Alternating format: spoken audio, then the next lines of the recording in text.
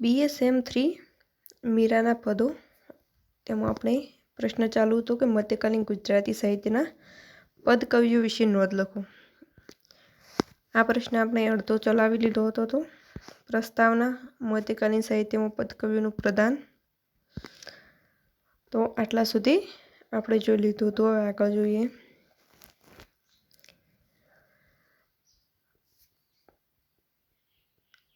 તો કે રામબાલ ચરિત્રમાં 40 જેટલા પદો છે। પદો ગાઈ શકાય તેવી ગરબી પ્રકારના છે। વાત્સલ્ય અને ભક્તિરસ આ પદોમાં છલકાય છે। રામની બાળલીલાથી તેના સીતાના સ્વયંવર સુધીની ઘટનાઓ આ રચનામાં છે।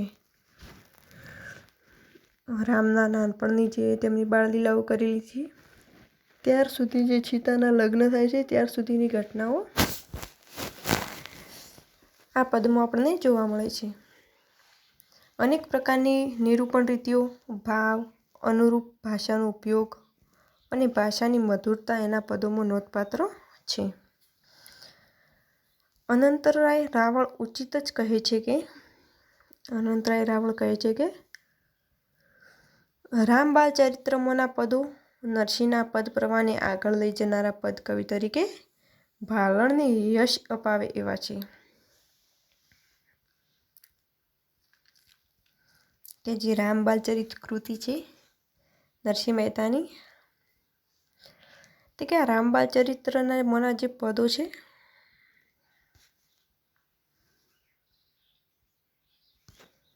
ભાલણની કૃતિ છે રામબાલ ચરિત્ર।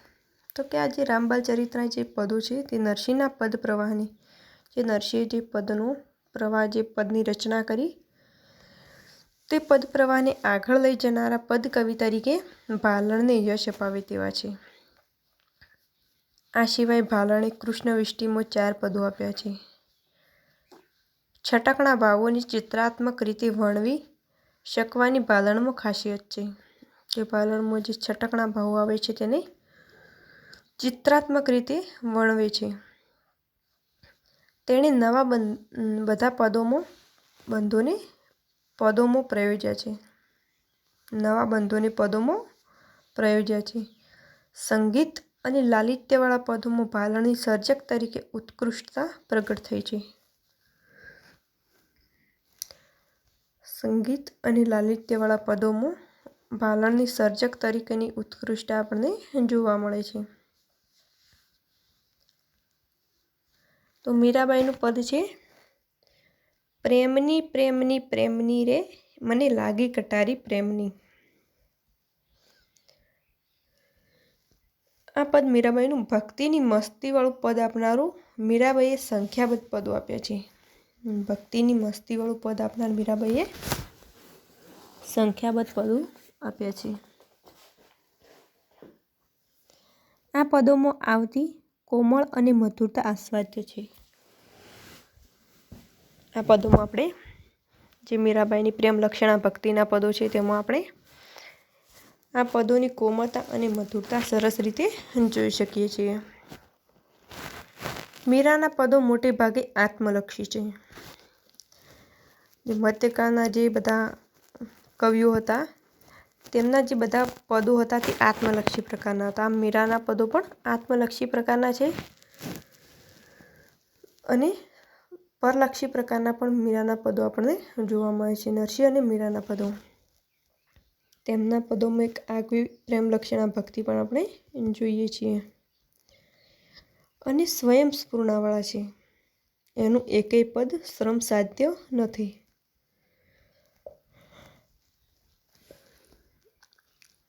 પણ સહજ છે। મીરાબાઈનું એકેય પદ શ્રમ સાધ્ય નથી પરંતુ સહજ છે। એના પદોમાં ભલે વિષયની વિવિધતા ન જોવા મળે પરંતુ તેમાં એકવિધતા જોવા મળતી નથી। એટલે કે જે મીરાબાઈના પદો છે તેમાં ભલે વિષયની વિવિધતા જોવા ન મળે પરંતુ જેમાં એકવિધતા જોવા મળતી નથી। મીરાના પદોમાં આત્મનિવેદનની કવિતામાં જરૂરી સાહજિકતા તેમજ સરળતા જોવા મળે છે। મીરાના પદોમાં આત્મનિવેદનની કવિતામાં જરૂરી સાહજિકતા તેમજ સરળતા જોવા મળે છે। એની આવી કવિતામાં મસ્તીનો સૂર રણકે છે. જેમ કે ગિરધર મારે મેં ગિરધર કી કહો તો બજાઉં ઢોલ. આ મીરાબાઈનું પદ છે. તેમાં આપણને કવિતામાં મસ્તીનો સૂર રણકતો આપણને જોવા મળે છે કે ગિરધર મારે મેં ગિરધર કી કહો તો બજાઉં ઢોલ. આ પદમાં સાહજિકતા અને સરળતા બંને આપણે જોઈ શકીએ છીએ. એના પદોમાં ભાવોની ગહનતા જોવા મળે છે. રાગાત્મક અને વૈરાગાત્મક ભાવો એના પદોમાં સંગીતના માધુર્યમાં વેરાયેલા પડ્યા છે. એના પદોના ભાવોની ગહનતા જોવા મળે છે આપણને. અને રાગાત્મક તેમજ વૈરાગાત્મક ભાવો એના પદોમાં સંગીતના માધુર્યમાં વેરાયેલા પડ્યા છે.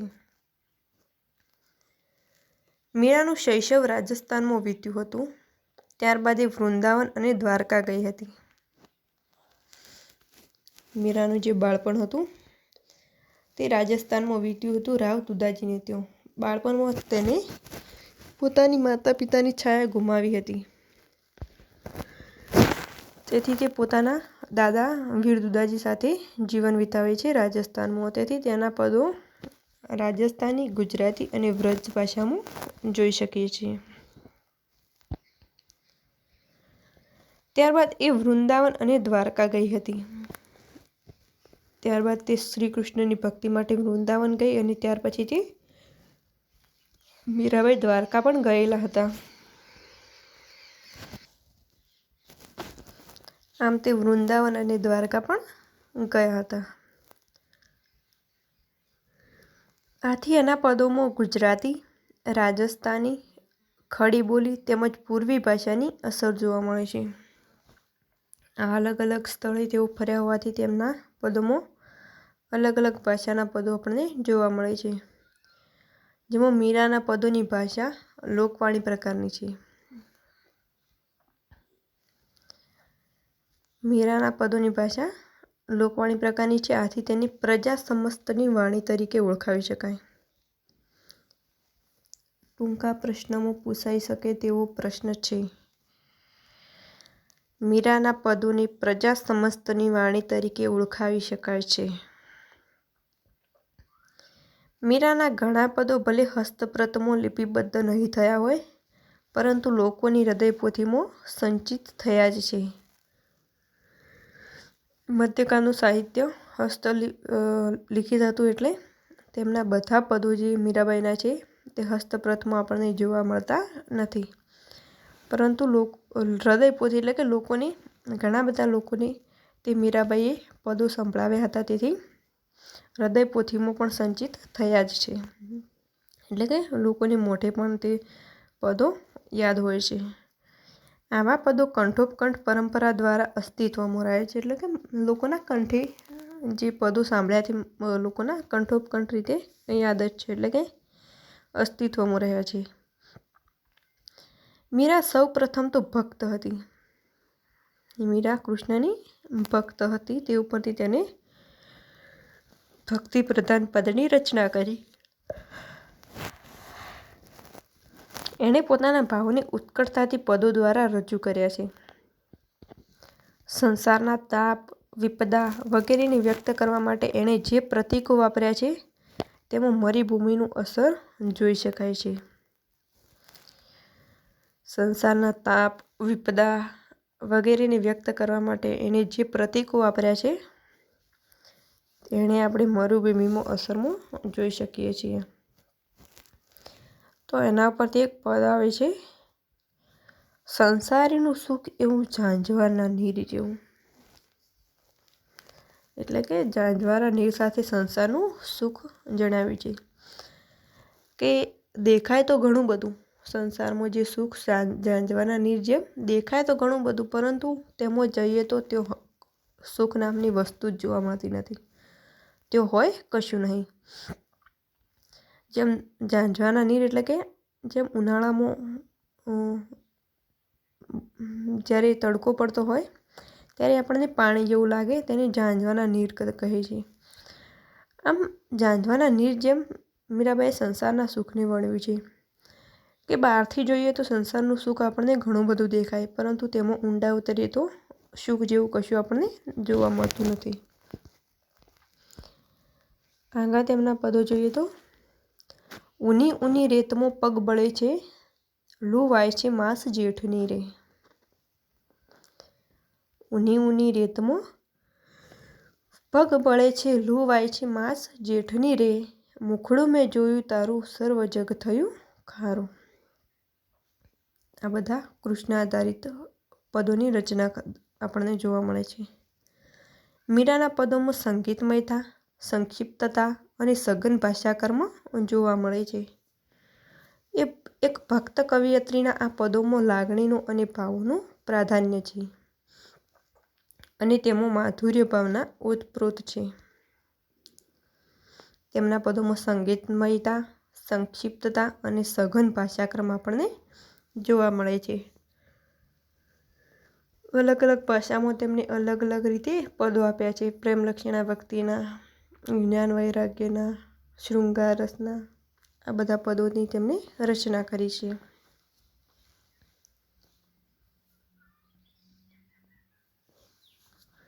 એક ભક્ત કવિયત્રીના આ પદોમાં લાગણીઓ અને ભાવોનું પ્રાધાન્ય છે.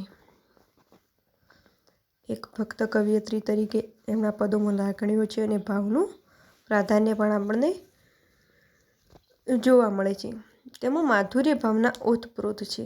તેમના પદોમાં માધુર્ય તરીકે તેમની ભાવના ઓતપ્રોત છે.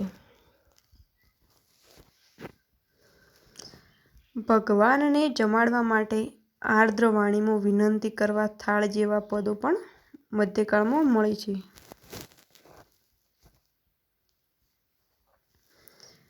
કે ભગવાનને જમાડવા માટે આર્દ્ર વાણીમાં વિનંતી કરવા જેવા થાળ પણ મધ્યકાળમાં મળે છે. એટલે કે જ્યારે કોઈ પણ ઈષ્ટદેવને અથવા ભગવાનને નૈવેદ્ય ચડાવવામાં આવે, કોઈ ભોગ ચડાવવામાં આવે, ત્યારે જે પદોની રચના થાય છે, જે પદો ગાવામાં આવે છે, તેનું નામ આપવામાં આવ્યું છે થાળ.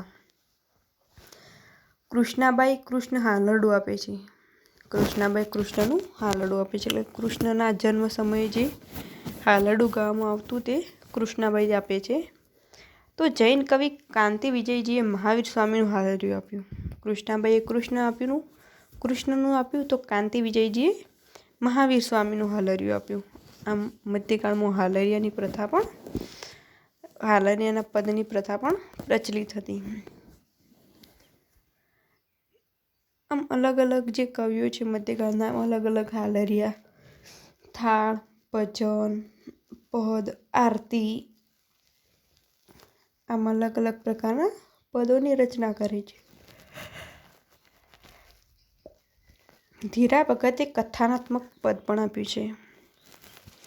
જે ધીરો ભગત હતો તેમણે કથાનાત્મક પ્રકારનું પદ આપ્યું છે. હોલા હોલીનું પદ આ પ્રકારનું છે. દાસી જીવણ, પ્રેમ સખી પ્રેમાનંદ, બ્રહ્માનંદ, પ્રીતમ, ભોજો ભગત, ભાણ સાહેબ અને રત્નો વગેરે કવિઓએ પદોની રચના કરી. તો આ જે કવિઓ છે એ મધ્યકાળના આગવા કવિઓમાં સ્થાન પામ્યા છે. તો તેમાં દાસી જીવણ, પ્રેમ સખી પ્રેમાનંદ, બ્રહ્માનંદ, પ્રીતમ, ભોજો ભગત, ભાણ સાહેબ અને રત્નો, આ બધા કવિઓએ પણ પદોની રચના કરી છે.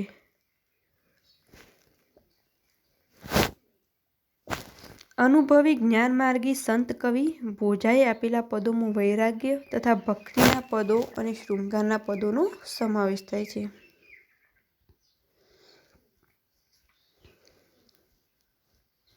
મધ્યકાળમાં જ્ઞાનમાર્ગી કવિ તરીકે અખાને ઓળખવામાં આવે છે, પરંતુ અનુભવી જ્ઞાનમાર્ગી સંત કવિ તરીકે ભોજાને ઓળખવામાં આવે છે. યાદ રાખવા જેવો પ્રશ્ન છે કે એકલું જ્ઞાનમાર્ગી જે ઉપનામ છે તે અખાનું છે, પરંતુ અનુભવી જ્ઞાનમાર્ગી સંત કવિ જે ઉપનામ છે તે ભોજા ભગતનું છે. આમ ભોજા ભગતના આપેલા પદોમાં વૈરાગ્ય, ભક્તિના પદો અને શૃંગારના પદોનો સમાવેશ જોવા મળે છે.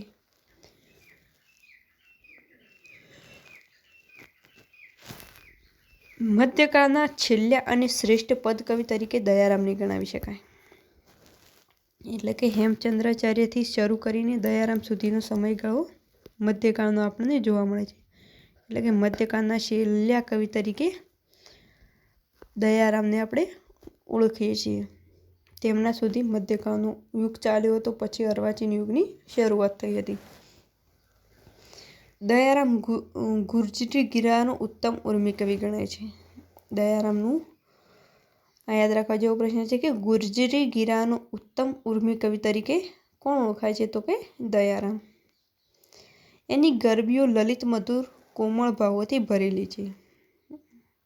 દયારામની જે ગરબીઓ ઓળખાય છે તેમાં લલિત મધુર કોમળ ભાવોથી ભરેલી જોવા મળે છે. તેના કાવ્યોમાં આત્મલક્ષિતા ઉપરાંત ભાવની સચ્ચાઈ, ઉર્મિનો આવેગ, ભાષાની કમનીયતા અને ભાવસૃષ્ટિને અનુરૂપ ભાષા જોવા મળે છે.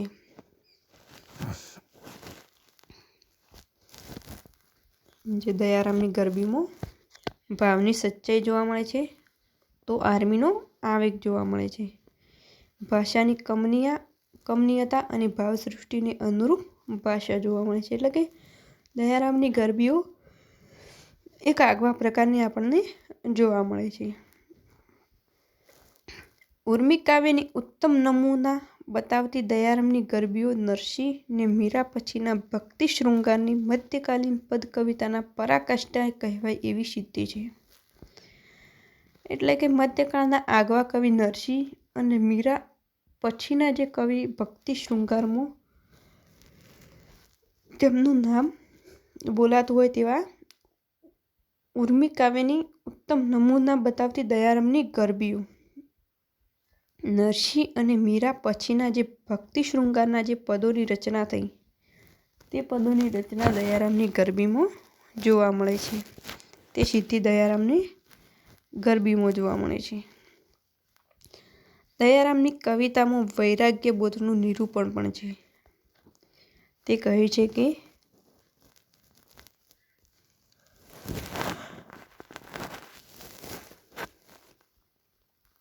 વૈષ્ણવ નથી થયો તુરે, હરિ નથી થયો તુરે, હરિજન નથી થયો તુરે. વૈષ્ણવ નથી થયો તુરે, હરિજન નથી થયો તુરે, સિદ્ધ ગુમાનમાં ઘૂમે. તો આ દયારામના ગરબીના પદો છે. ગોપીના ગીતમાં દયારામે ઉત્કંઠ પ્રેમ ભાવને ગાયો છે. એટલે કે જે પ્રેમ લક્ષણા ભક્તિના પદો છે તેમાં કૃષ્ણ અને ગોપીઓના જે પ્રણય ભાવ છે તેમાં દયારામે તેમના ઉપર ગરબીઓની એક આગવી ઓળખ ધરાવતી ગરબીઓની રચના કરી છે. ગોપીઓ અને કૃષ્ણના પ્રણય ભાવને રજૂ કરતા પદો પણ તેમને આપેલા જોવા મળે છે. આગળ જોઈએ તો દયારામની ગરબીના પદો ઘણા બધા અહીં આપણને જોવા મળે છે. તો આગળ જોઈએ કે નંદનો કુંવર પરણાવ રે હો માડી મુને નંદનો કુંવર પરણાવ. નંદના કુંવરને પરણવાની વાત કરી છે. વહેલી થા નહીં તો કોઈ વિવાહ કરી જશે, વહેલી થા નહીં તો કોઈ વિવાહ કરી જશે, મારી સખીઓની સાથે તું કહાવ. ગોપી જ્યારે કૃષ્ણ પ્રત્યે રિસાય છે ત્યારે એ નિર્ધાર કરે છે કે શ્યામ રંગ સમીપે ન જાવું, મારે આજ થકી શ્યામ રંગ સમીપે ન જાવું. એટલે કે જ્યારે ગોપી અને કૃષ્ણ પ્રત્યે અણગમો બનાવ થાય છે ત્યારે ગોપીઓ બોલે છે કે હવે હું શ્યામ રંગ સમીપે નહીં જઈશ, આજ થકી હું શ્યામ રંગ સમીપે નહીં જઈશ તેવી વાત કરે છે. ગોપીના વિરહને પણ દયારામે ગાયો છે. એટલે કે જ્યારે કૃષ્ણ અને ગોપીઓ અલગ પડે છે ત્યારે ગોપીઓનો જે વિરહ છે તે પણ તેમની ગરબીઓમાં દયારામે ગાયો છે. પ્રેમની પીડા તે કોને કહીએ રે હો મધુકર, પ્રેમની પીડા તે કોને કહીએ, થતા ન જાણી પ્રીત જાતા પ્રાણ જાય. તો આ ગોપીઓના વિરહના પદો છે. દયારામની કવિતામાં ઉર્મિઓ ઉછળે છે. તેમાં ભાવ, માધુર્ય, વિચાર અને કલ્પનાનો સુમેળ જોવા મળે છે. તેના પદોમાં ભક્તિ હૃદયની નિર્મળતા પણ છે. દયારામની કવિતામાં ઉર્મિઓ ઉછળે છે અને ભાવ, માધુર્ય, વિચાર અને કલ્પનાનો સુમેળ જોવા મળે છે. તો જોઈએ તેમના પદો. હરિ જેવો તેવો હું દાસ તમારો, કરુણા સિંધુ ગ્રહો કર મારો. હરિ જેવો તેવો હું દાસ તમારો, કરુણા સિંધુ ગ્રહો કર મારો. જેવો તેવો તમ શરણે આવ્યો, શ્યામ સંભારી લેજો રે.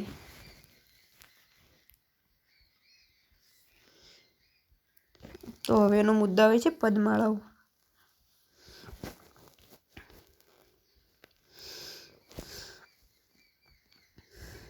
મધ્યકાળમાં પદ ઉપરાંત પદમાળાઓ પણ પ્રાપ્ત થાય છે. એટલે કે જે કડવાઓનો પદનો સમૂહ આવે છે તેને પદમાળાઓ તરીકે ઓળખવામાં આવે છે. ઘણા બધા પદની રચના થતી હોય છે તેને પદમાળા કહેવાય છે. તો કે મધ્યકાળમાં પદ ઉપરાંત પદમાળાઓ પણ પ્રાપ્ત થાય છે. આવી કથન પ્રધાન રચનાઓમાં પદ ઘણા હોય છે. દયારામે પણ પદમાળાઓ આપી છે કે કથન પ્રધાન જે રચનાઓ છે તેમાં પદ આપણને વધુ જોવા મળે છે. અને આ બધી રચનાઓ દયારામે આપી છે. નરસિંહ મહેતાનું સુદામા ચરિત્ર એ પદમાળા પ્રકારનું છે. જે અત્યારે આપણે સુદામા ચરિત્રની આખ્યાન તરીકે ઓળખીએ છીએ, પરંતુ નરસિંહ મહેતાના જે સુદામા ચરિત્રને અમુક કવિઓ પદ તરીકે પણ ગણાવે છે. આમ આખ્યાન એટલે પદનું સ્વરૂપ પણ હતું, તેનું નામ અલગ અલગ રીતે અલગ અલગ કવિઓ દ્વારા આપેલું હોય છે. એટલે કે તેમનું એ સુદામા ચરિત્ર છે નરસિંહ મહેતાનું, તે પણ એક પદમાળા પ્રકારનું જોવા મળે છે. પ્રેમાનંદે આપેલ ભ્રમર પચીસી અને પ્રેમાનંદ સ્વામીએ આપેલ તુલસી વિવાહ પણ પદમાળાઓ છે. પ્રેમાનંદે આપેલ ભ્રમર પચીસી. મધ્યકાળમાં પ્રેમાનંદ સ્વામી અને પ્રેમાનંદ બે પ્રકારના અલગ અલગ કવિઓ આપણને જોવા મળે છે. એક પ્રેમ સખી પ્રેમાનંદ જે મધ્યકાળમાં થઈ ગયા, અને એક બીજા પ્રેમાનંદ સ્વામી જે જૈન કવિ તરીકે ઓળખાય છે. તે નિષ્કુળાનંદ સ્વામી, બ્રહ્માનંદ સ્વામી, તેમના જે સમકાલીનમાં થઈ ગયા પ્રેમાનંદ સ્વામી. આમ મધ્યકાળમાં આપણને બે પ્રેમાનંદ કવિઓ તરીકે ઓળખ મળે છે. તો પ્રેમાનંદે આપેલ ભ્રમર પચીસી અને પ્રેમાનંદ સ્વામીએ આપેલ તુલસી વિવાહ પણ પદમાળાઓ તરીકે જોવા મળે છે. ચતુર્ભુજે ભ્રમર ગીતા તેમજ દયારામે પ્રેમરસ ગીતા નામની રચનાઓ આપી. ચતુર્ભુજે ભ્રમર ગીતા આપી અને દયારામે પ્રેમરસ ગીતા આપી. ઉદ્ભવ સંદેશની કથાને લઈને વિશ્વનાથ જાનીએ પ્રેમ પચીસી નામની રચના આપી.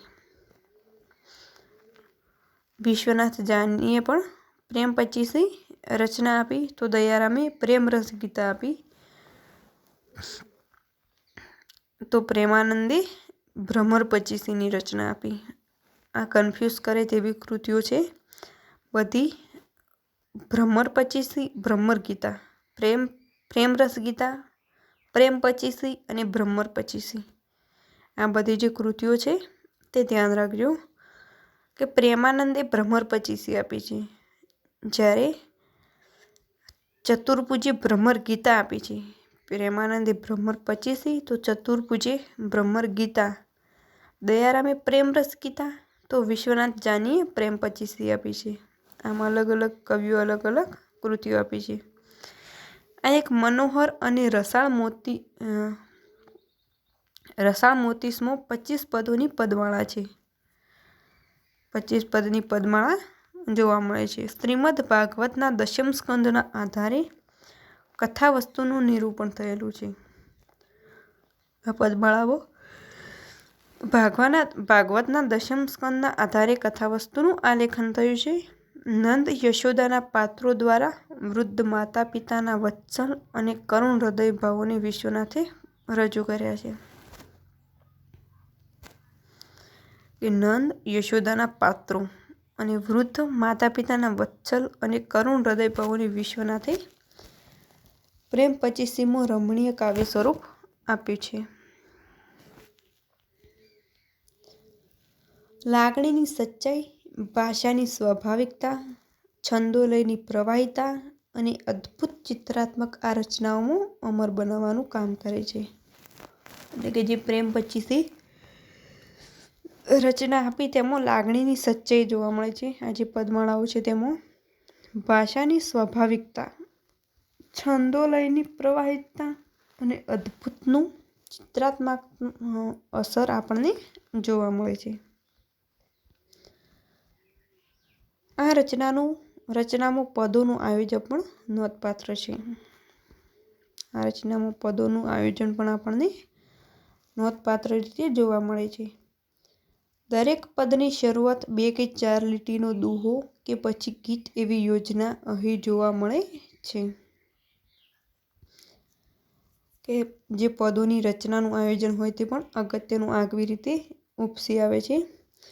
તેમાં શરૂઆતની 2 લીટીનો દુહો જે હોય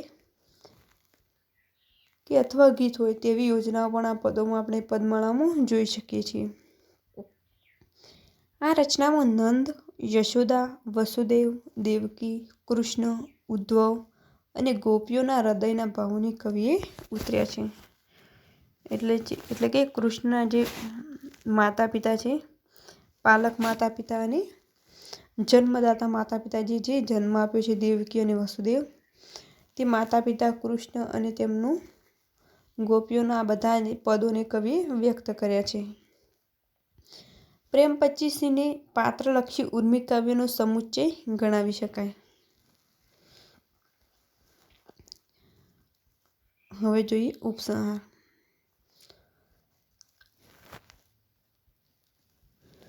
મધ્યકાળમાં પદ સાહિત્ય સ્વરૂપનું ખેડાણ સારા પ્રમાણમાં થયું છે.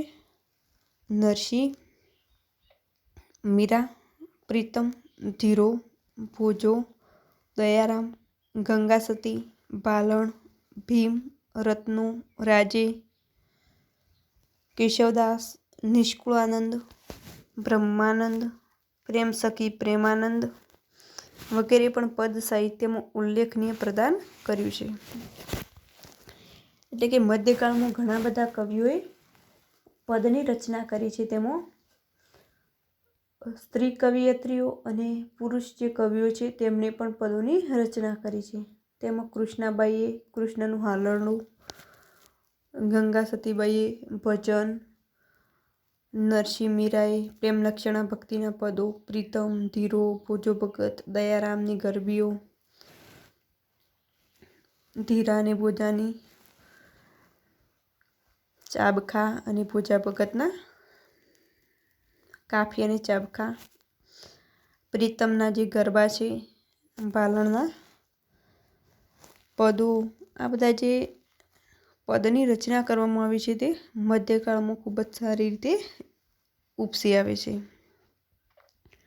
તો આ જે મધ્યકાળમાં જે પદ કવિનું પ્રદાન હતું તે પ્રશ્ન અહીં પૂરો થાય છે. તેમાં અલગ અલગ પદ કવિનું પ્રદાન એટલે કે ઘણા બધા પદ કવિઓ મધ્યકાળમાં થઈ ગયા, પરંતુ જે અગત્યના જે પદ કવિની રચના આપણને જોવા મળે છે તે આપણે જોઈ લીધી.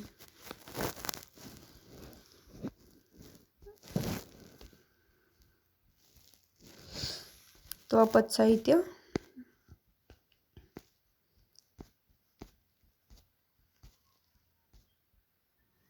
મધ્યકાલીન ગુજરાતી સાહિત્યના પદ કવિઓનો આ પ્રશ્ન અહીં પૂરો થાય છે. આગળનો જે પ્રશ્ન છે આપણે આવતા લેક્ચરમાં જોઈશું.